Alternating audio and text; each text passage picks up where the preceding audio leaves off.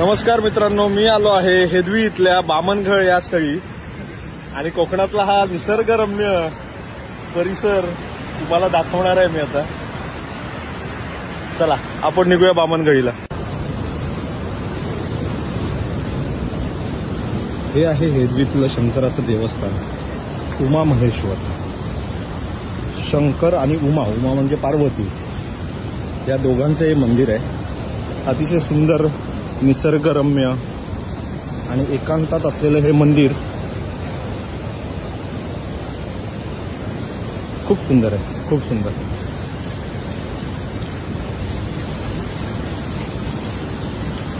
मंदिरात नमस्कार करून आम्ही निघालोय बामनगळीकडे. तुम्हाला हा व्ह्यू दाखवतो. आत्ताच पावसाला सुरुवात झाली. काळेभोर ढग आता दाटून येत आहेत आणि जोरदार पाऊस येईल असं वाटतंय. त्यामुळे मी पटकन निघणार आहे बामनगळीकडे. तुम्हाला घळीचं दर्शन घडवायला आहे. बघा, छोटासा या काळ्या खडकावरून जाण्याची एक वेगळीच मजा असते. पावसाळ्यात हे गुळगुळीत होतात, घसरणारे होतात. पण यावरून चालण्याची पण एक वेगळीच मजा आहे.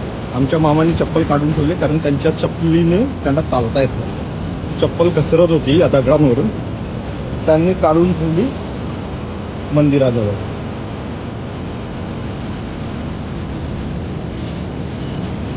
आणि आमच्यात जास्त हौशी कलाकार अनुराग.